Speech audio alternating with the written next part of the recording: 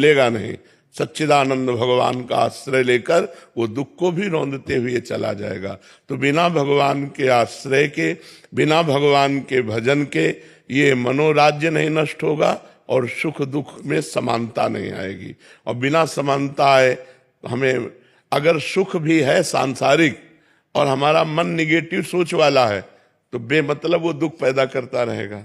और अगर सांसारिक सुख की कमी भी है, हमारा मन पॉजिटिव है तो बहुत आनंद मिलेगा। तो मन को पॉजिटिव बनाने के लिए हमें भगवान का आश्रय और भगवान का भजन अत्यंत आवश्यक है। इसके बिना हम दुखों से निवृत्त नहीं हो सकते। सुखों की समस्या का तो हल है कि सुख आया तो थोड़ा सा प्रसन्न हो गए, हर्षित हो गए, लेकिन दुख की समस्या का निदान नहीं होगा।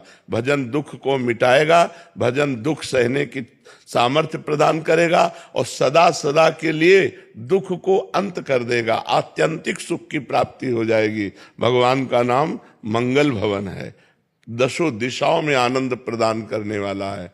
नाम जपत मंगल दिश दशहु, दशों दिशाओं में मंगल होगा यदि भगवान का नाम निरंतर जपा जाए और भगवान का आश्रय लिया जाए। दूसरा कोई उपाय नहीं है, क्योंकि इस संसार को दुखालयम कहा गया है और हमारे शरीर की रचना पाप और पुण्य कर्म से हुई है। केवल पुण्यमय शरीर देवलोक, केवल पापमय शरीर नरक, और पाप और पुण्य दोनों में स्थित मृत्यु लोक। तो पाप का फल दुख और पुण्य का फल सुख। अवश्यमेव भोक्तव्यम कृतम कर्म शुभाशुभम। इसलिए नाम जप करो, राधा राधा राधा। अनुकूलताएं कुछ भी ना मिले, सिर्फ प्रतिकूलता ही प्रतिकूलता मिले, ऐसा हो ही नहीं सकता, ऐसा हो ही नहीं सकता है। तुम्हारी कल्पना है केवल दिन ही दिन रहे या केवल रात ही रात रहे, ऐसा हो ही नहीं सकता। दिन आएगा तो रात आएगी, रात आएगा तो दिन आएगा, ऐसा हो ही नहीं सकता किसी के भी जीवन में कि उसके जीवन में केवल प्रतिकूलता ही हो। ऐसा हो ही नहीं सकता, क्योंकि रचना ही शरीर की हुई है शुभ और अशुभ कर्म से, तो उसको सुख आएगा। पर हम कह रहे हैं सुख में भी अगर निगेटिव भाव है, नकारात्मक सोच है, तो अनुभव नहीं कर पाएगा सुख का।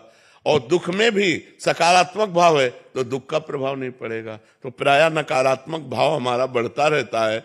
सुख मिला, कहीं ऐसा न हो जाए, कहीं ऐसा न हो जाए, ऐसा हो गया तो क्या हो, वो दुख की कल्पना करके दुखी हो रहा है। इसलिए अवसर ही मत दो कल्पना करने का। राधा राधा राधा ऐसा नाम जप करो। अक्षय जी, महाराष्ट्र नागपुर। हमारी माई श्यामा जी को राजू।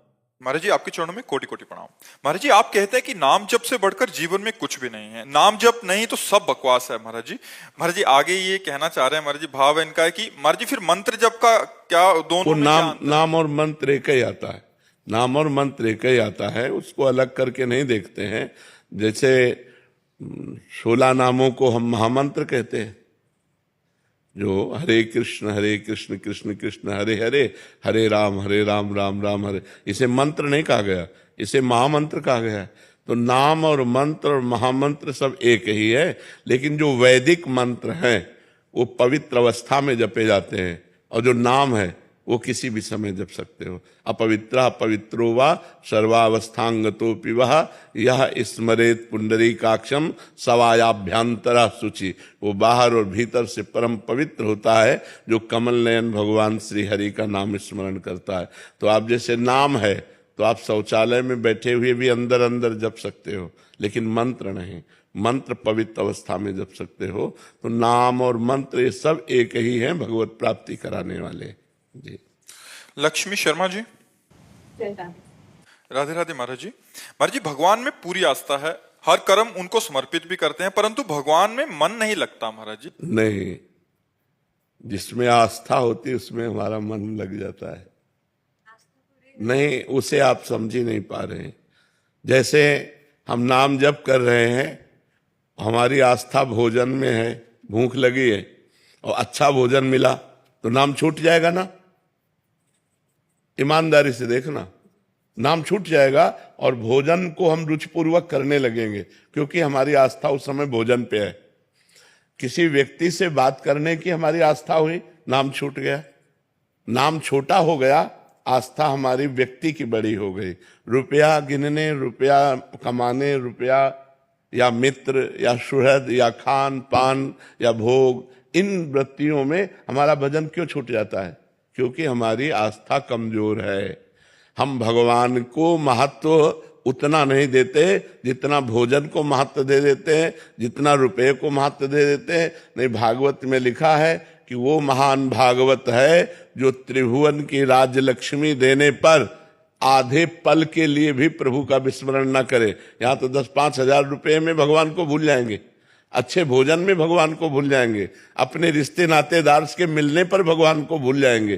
तो हमारी आस्था भगवान, हम जबान से कहते हैं कि हमारी पूर्ण आस्था है, लेकिन पूर्ण आस्था जिस दिन हो जाएगी उस दिन आपका चिंतन पूर्ण हो जाएगा, आपका चिंतन निरंतर भजन भगवान में होगा। जैसे अब अपने लोग हैं तो अपने लोगों को भोजन मिलता है तो प्राण पोषण के लिए उसे डालते हैं, स्वाद के लिए नहीं, ये पदार्थ नहीं, जितने से प्राणों का पोषण हो जाए बस उतने के लिए। महत्व जब भगवान का होगा तो न रुपए का महत्व होगा, न भोजन का महत्व होगा, न मान प्रतिष्ठा का महत्व होगा। तो जब आस्था होती है भगवान में तो केवल भगवत भाव रहता है, ये पहली पहचान है। हाँ, भजन में जो तन्मयता है वो हम अधिक से अधिक बढ़ाने की कोशिश करते हैं, हमसे त्रुटि हो जाती है, पर भजन छूटने की हमारे अंदर व्याकुलता हो जाएगी। तद स्मरणेन परम व्याकुल। आस्था ही तो सारी चीज है। हमारा दृढ़ विश्वास, दृढ़ आस्था परमात्मा में हो तो हर समय हम प्रसन्न रहेंगे, हर परिस्थिति में हम प्रसन्न रहेंगे, हर समय हमारे अंदर नाम चलेगा। तो अभी आस्था और बढ़ाओ।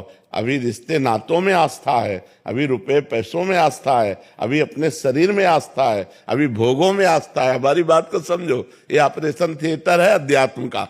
पूरी आस्था जिस दिन परमात्मा में हो जाएगी उस दिन हमारा भजन पूर्ण होने लगेगा। सानिया जी दिल्ली से। श्री हरिवंश। श्री हरिवंश महाराज जी, हम